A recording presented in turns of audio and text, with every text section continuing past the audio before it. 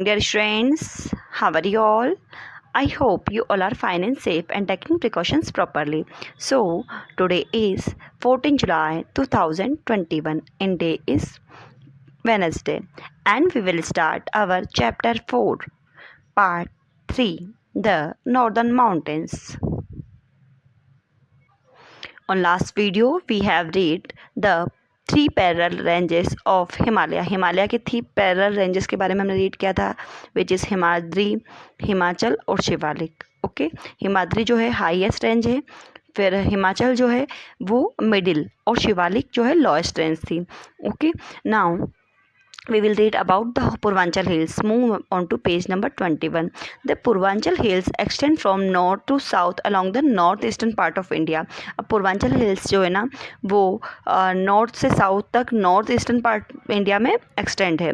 They include the Patkai Bum range and the Naga hills and the Mizo hills. इसमें जो है Patkai Bum, Naga hills और मिजो हिल्स हैं. This hills are much lower in the height of then in the Himalaya. और ये जो हिल की हाइट है ना जो हिमालय से बहुत कम है. ठीक है ना, जैसा कि हमने रीड किया था माउंटेन्स जो होते हैं ना हाईएस्ट रॉकी मॉसेस होते हैं जो कि सराउंडिंग लैंड से बहुत ऊँचे होते हैं, लेकिन हिल्स जो होती है ना वो रॉकी लैंड मॉस तो होती है लेकिन वो इतनी हाईएस्ट नहीं होती, हाई नहीं होती है. Okay, life in the northern mountains. अब वहाँ पे लाइफ कैसी होती है? In India, the northern mountains run across Jammu and Kashmir, Ladakh, Kashmir, Ladakh, Himachal Pradesh, Uttarakhand, Sikkim, West Bengal, Assam, Arunachal Pradesh, Nagaland, Tripura, Manipur, Mizoram and Meghalaya. अब नॉर्दर्न माउंटेन्स जो है ना जम्मू कश्मीर से लेकर मेघालय तक एक्सटेंड है ना. Each region has a culture of its own. हर एक रीजन का एक अपना कल्चर है. This lifestyle of people living here is largely shaped by the presence of the mountain range. अब जो यहाँ की लाइफ स्टाइल है ना वो लोगों की वो जो है वहाँ माउंटेन रेंज की जैसी अवेलेबिलिटी जैसे जियोग्राफिकल फैक्टर है ना, और जहाँ का जैसा वैसा उनका क्लाइमेट है उस पर उसके कारण वो वैसे शेप्ड हो गई है, मतलब वैसा ही उनका लाइफ स्टाइल हो गया है. नाउ लाइफ स्किल, हम लोग first of all we will read about life skill. Be aware as a result of global warming the Himalaya glacier are melting and retreating by several metres every years. अब जो है global warming के कारण, global warming समझते हैं आप लोग, मतलब जैसे अपने यहाँ एटमॉस्फेयर जो टेम्परेचर जो हाई हो जाता है ना उस कारण जो हिमालय में जो स्नो है वो मेल्ट हो रही है, वो पिघल रही है. So at this rate many of our major rivers like Ganga and Yamuna will become seasonal river. इसके कारण क्या हो रही है, गंगा यमुना ऐसी बहुत सारी सीजन जो रिवर्स ना वो सीजनल रिवर्स हो गई है. Dependent on the monsoon like the reverse of the Deccan. और ये पहले जो थी ना ये पूरा पूरा होल ईयर जो है ना ये नदियाँ जो थी ना वो फ्लो कर देती थी, बहती रहती थी, लेकिन वो अब ड्राई अप होने लग गई. जैसे दक्कन की रिवर्स जो है ना सीजनल रिवर्स होती है ना वैसे ये भी सीजनल रिवर्स हो रही है. क्योंकि गर्मी इतनी पड़ती है जो कि ना स्नो मेल्ट होके समर में ही जो है उसका वाटर बन जाता है. उसके बाद पूरा होल ईयर वो ड्राई अप हो रहती हैं. सो dependent on monsoon like the reverse of Deccan की रिवर. जैसे read about the global warming, think the impact of each of your action can have on the environment, be aware. क्या हम लोग जो है आपको जो है गूगल पे जो है ग्लोबल वार्मिंग के बारे में पढ़ना है और उसके इम्पैक्ट के बारे में पढ़ना है. उसके लिए हम क्या एक्शन ले सकते हैं कि उसको हम कम कर सकें और एनवायरनमेंट को जो है कूल कर सकें. ओके, इसके लिए जो है आपको गूगल सर्च करके आप इसके बारे में सर्च कर सकते हो. Okay, now occupation. The main occupation of the people living in the Himalaya region are herding, agriculture and forestry.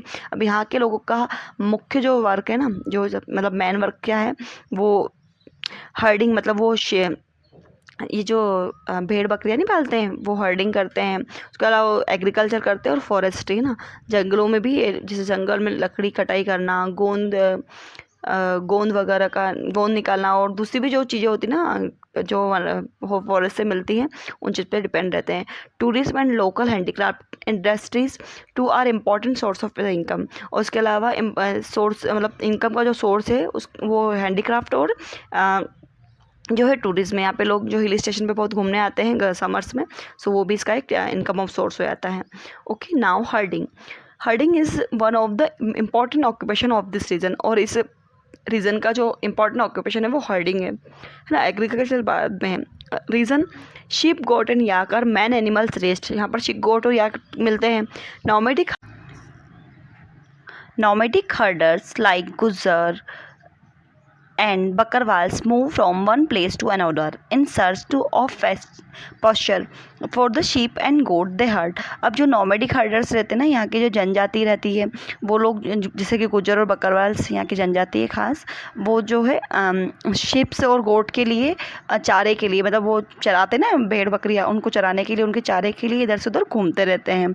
In summers they move the animals up the mountains valley and the winter they move down to lower part of the Himalaya. अभी क्या करते हैं summers में, क्योंकि बहुत ज़्यादा गर्मी होती है, सो माउंटेन की में ऊपर की तरफ जाते हैं, क्योंकि जैसे जैसे हाईएस्ट जाते जाते इनको मतलब टेम्परेचर लो होता रहता है, तो वहाँ पे ठंडक रहती है, इसलिए समर्स में ऊपर की तरफ जाते हैं माउंटेन्स के, और विंटर्स में माउंटेन का जो टेम्परेचर बहुत लो हो जाता है, इस कारण ये नीचे की तरफ मतलब प्लेन्स एरिया में जो होता है ना, वहाँ पे जो है हर्डिंग करते हैं, मतलब भेड़ बकरियाँ चराते हैं। The animals are reared for the wool meat milk and hide. अब जो एनिमल जो है ना, इन एनिमल्स को इसलिए पाला जाता है, उनसे वूल मिलती है, मीट मिलता है, मिल्क मिलता है और हाइड मिलती है। इट मीन्स दूध, वूल, ऊन, और उनसे चमड़ा भी मिलता है ना, और मीट भी मिलता है, इस कारण इनको पाला जाता है।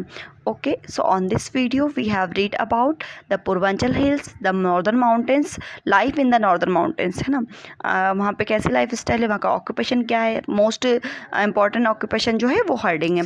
Now a herd of Kashmiri goats in Himachal Pradesh. The goats find soft wool in great demand around the world. अब ये जो कश्मीरी गोट्स है ना, इनकी जो कि हिमाचल प्रदेश में पाई जाती हैं, वहाँ पे हर्ड की जाती है, वहाँ पे उनको पशुपालन किया जाता है। सो इनकी जो वूल होती है ना, वो बहुत ज़्यादा सॉफ्ट होती है, इसकी जो डिमांड है वो पूरे वर्ल्ड में है। Okay, so on next video we will read about cultivation, it means वही agriculture. Okay, you have to read page number 24 and 25 carefully. आपको दोनों पेज अच्छे से रीड करना, और ग्लोबल वार्मिंग के बारे में यूट्यूब पे या गूगल पे सर्च करके बता सकते हो कि अब जो है गंगा जैसी रिवर जो है सीजनल रिवर क्यों हो गई है ना, ग्लोबल वार्मिंग के through. Okay, so thank you for watching, take care yourself, bye bye.